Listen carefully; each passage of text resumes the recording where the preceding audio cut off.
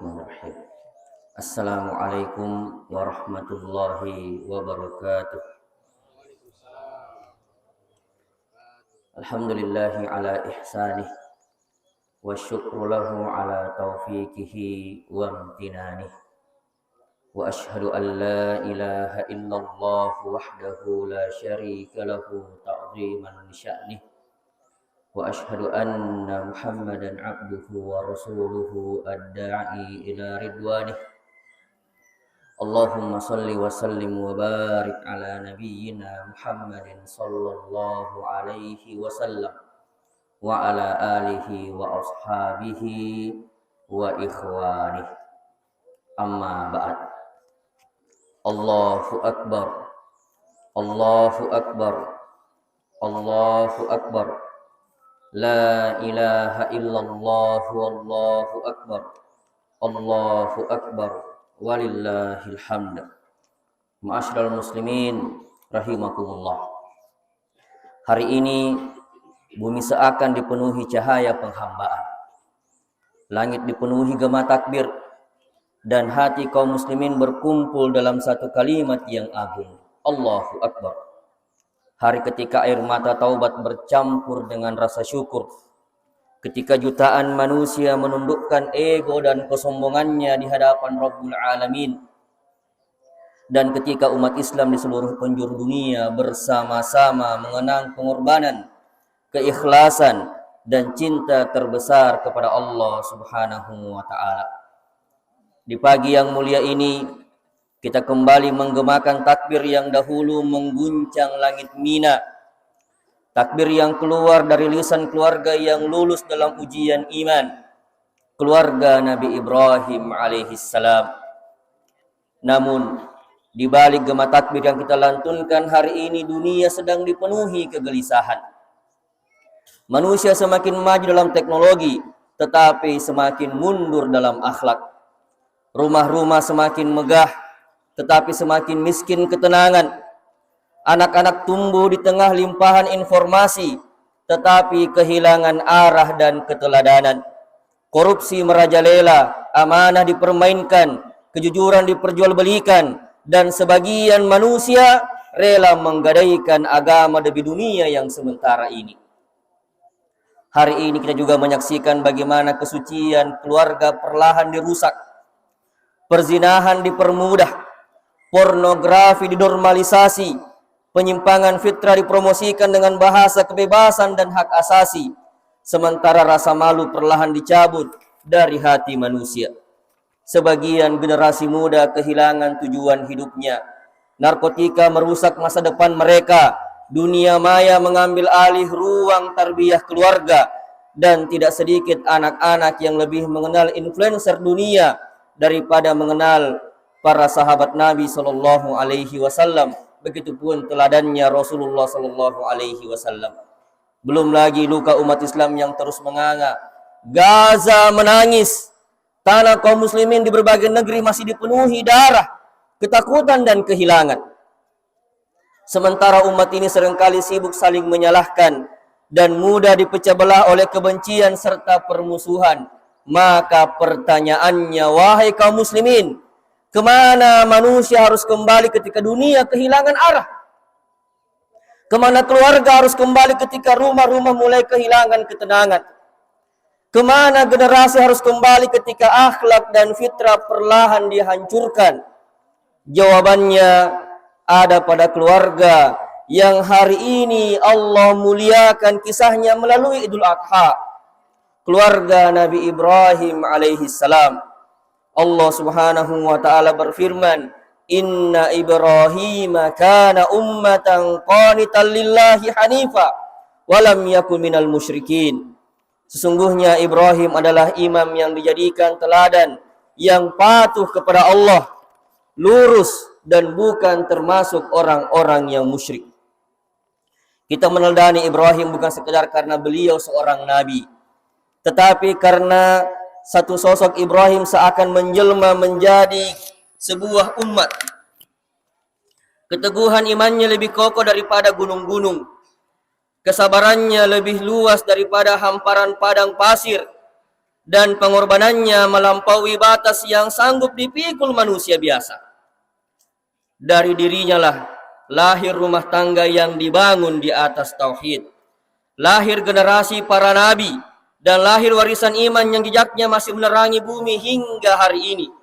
Ibrahim alaihissalam menjadikan Allah di atas segala-galanya, di atas rasa takut, di atas cinta kepada dunia, bahkan di atas cinta kepada anak yang paling beliau sayangi.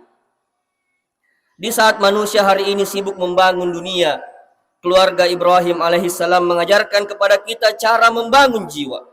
Keluarga Ibrahim mengajarkan makna pengorbanan, dan di saat manusia hari ini kehilangan arah hidup, keluarga Ibrahim menunjukkan kepada kita jalan menuju keluarga Qur'ani dan moral insani. Ma'asyiral muslimin rahimakumullah. Jika hari ini kita ingin menyelamatkan umat, maka mulailah dengan menyelamatkan keluarga kita.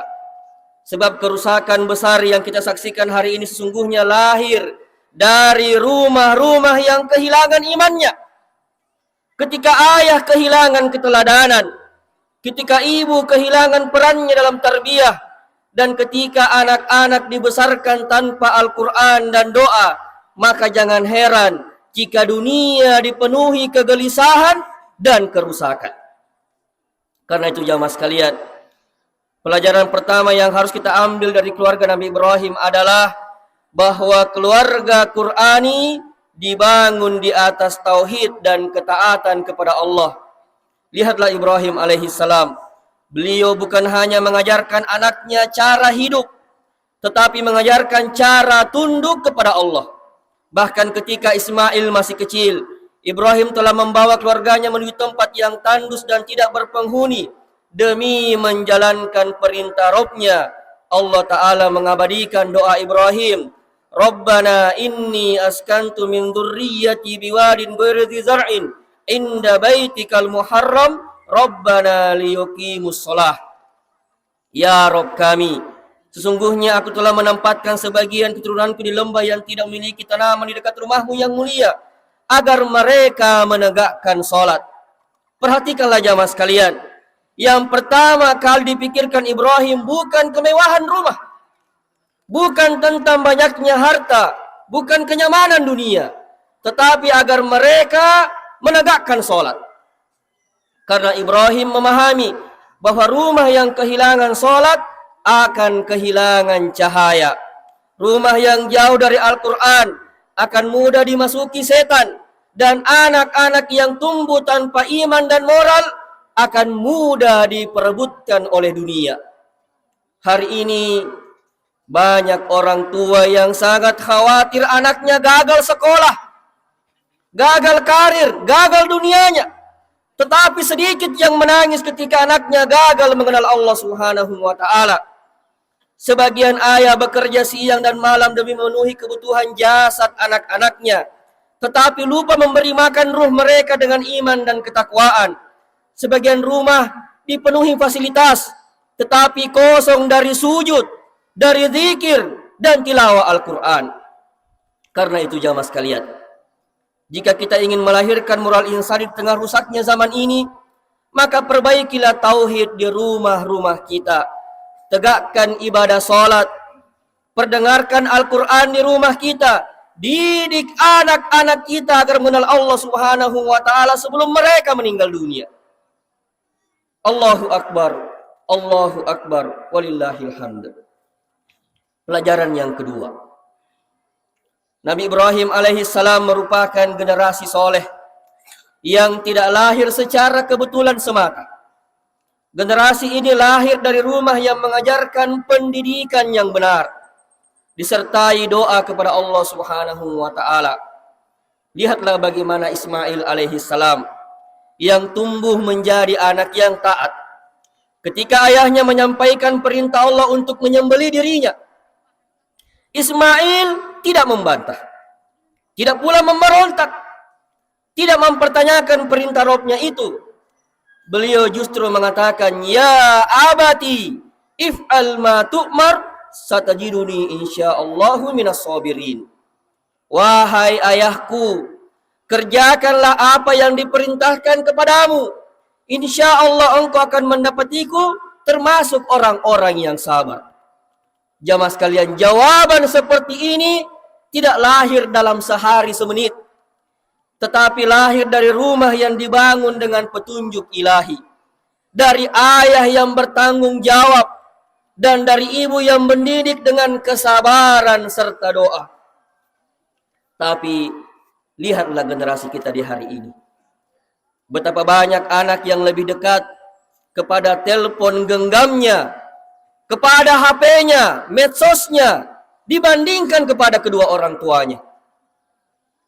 Mereka tumbuh di arus informasi, pornografi, narkotika, pergaulan bebas, dan kerusakan dunia maya lainnya yang perlahan merusak fitrah dan kesucian jiwa mereka.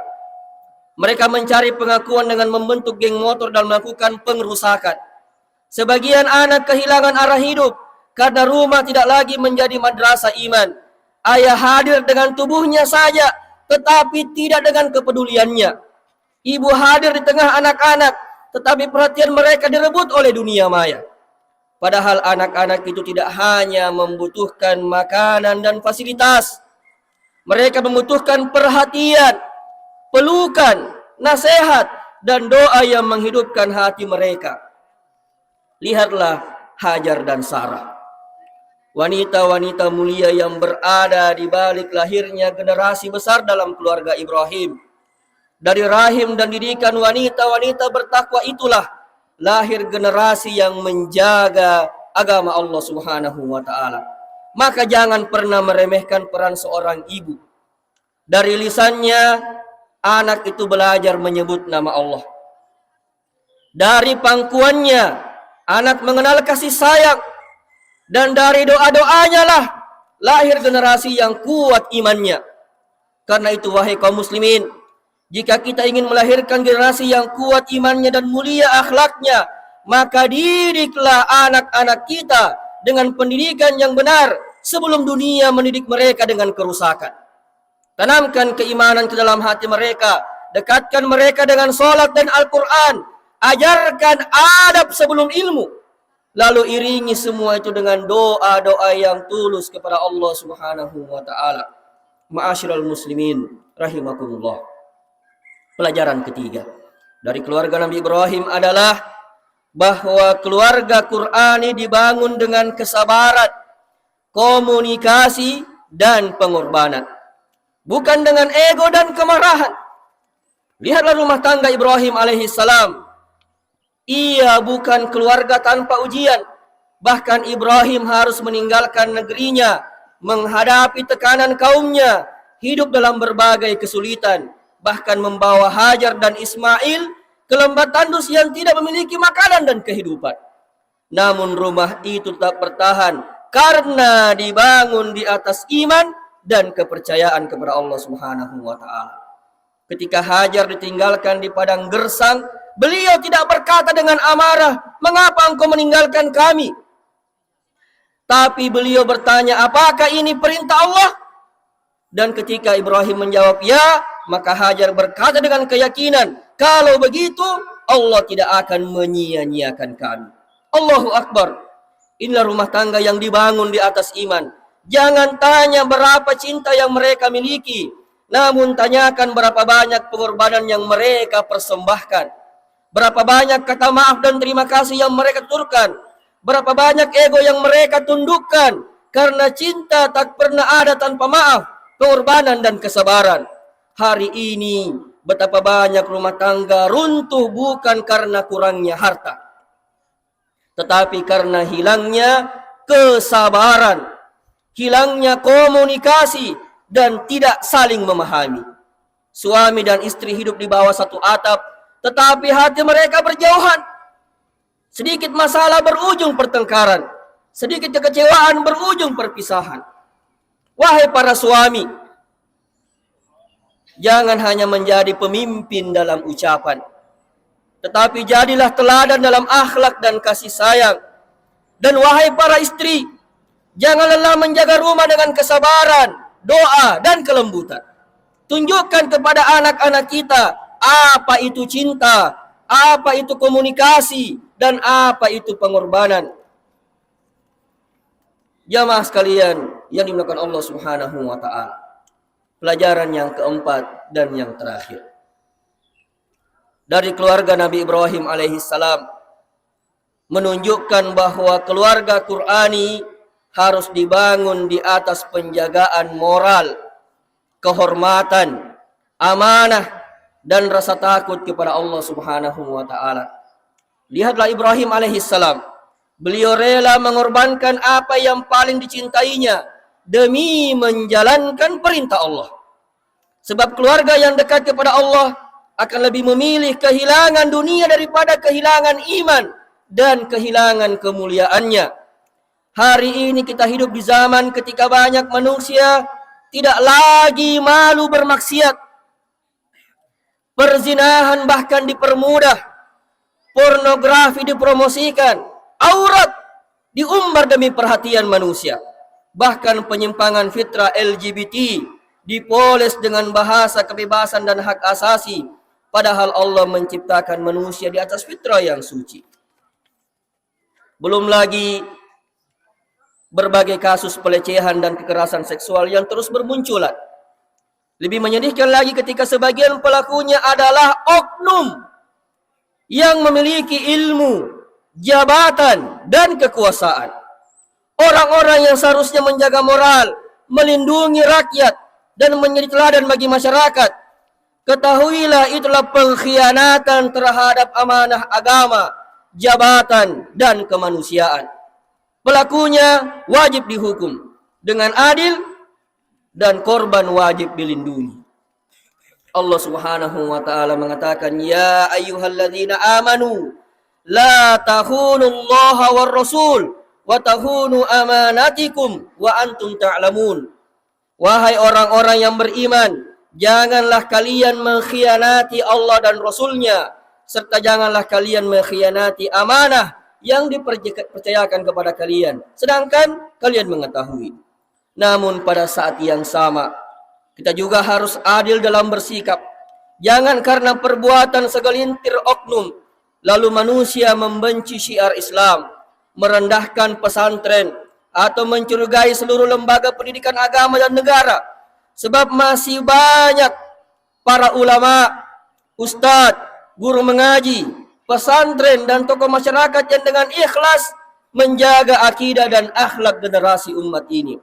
Karena itu wahai kaum muslimin, keluarga Qur'ani tidak cukup hanya membangun kecerdasan anak-anaknya, tetapi juga menjaga kesucian hati, rasa malu mereka, dan akhlak mereka. Ajarkan anak-anak kita untuk takut kepada Allah meskipun tidak dilihat manusia. Ajarkan kepada mereka untuk menjaga kehormatannya di tengah dunia yang sedang kehilangan rasa malu. Ma'asyiral muslimin rahimakumullah. Boleh jadi hari ini adalah Idul Adha terakhir bagi hidup kita. Boleh jadi ini adalah takbir terakhir yang masih sempat kita dengar. Maka jangan pulang dari tempat ini dengan hati yang sama. Pulanglah dengan jiwa yang lebih dekat kepada Allah Subhanahu wa taala, dengan keluarga yang ingin kita selamatkan, dan dengan tekad untuk menjadi muslim yang lebih jujur dalam iman, pengorbanan, dan dakwah.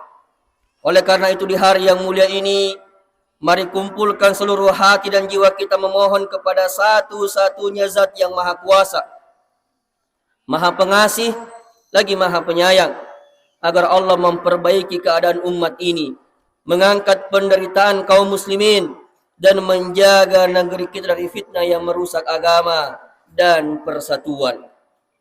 Mari kita berdoa kepada Allah Subhanahu wa taala. Ya Allah, ya Ghaffar, Engkau adalah Tuhan yang maha pengampun.